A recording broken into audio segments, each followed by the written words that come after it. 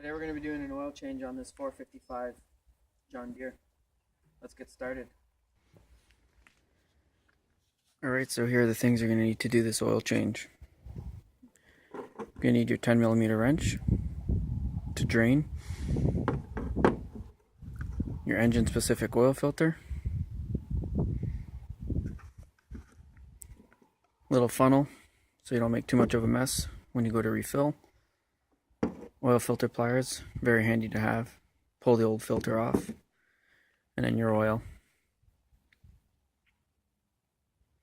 Now I am using 530 synthetic instead of a diesel formula, which is quite alright. Anytime you have questions about parts and lubricants that you want to use, just always refer to your owner's manual, or you can Google search vehicle engine specific information. It should be alright. Okay, I'm going to show you where the filter is located on the tractor.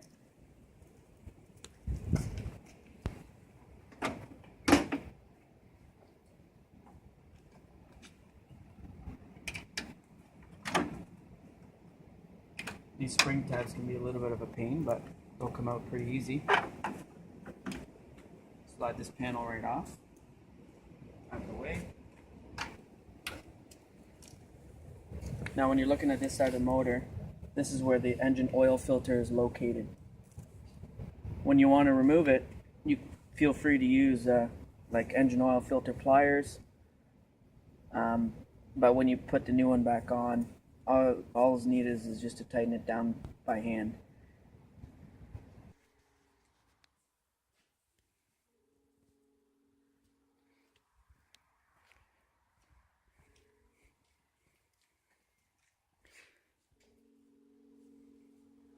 Alright, so what you're going to want to do is come over to this side of the tractor.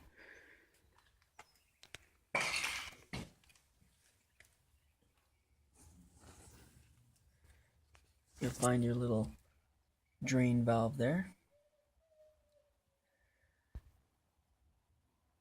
Requires a 10mm socket or a wrench. Just going to loosen that off and drain it. Alright, so I got my 10mm wrench. Now I'm going to loosen off that valve.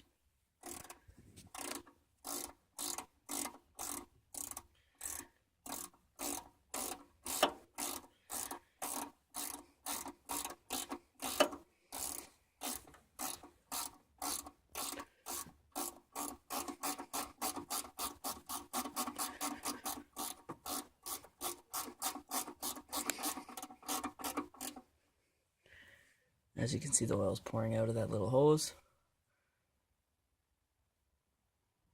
Something to keep in mind is doing this when the tractor is still a little bit warm from either being used, or just put it running for a few minutes and then do the oil change. Comes out a lot easier. So this motor has two fill-up spots up at the top here, and then just below the intake inlet tube. Right down there is another fill-up point. This motor specifically takes 3 quarts or 2.9 liters. Also too, if you're ever in doubt, just refer to your owner's manual. You'll be able to find everything you're looking for.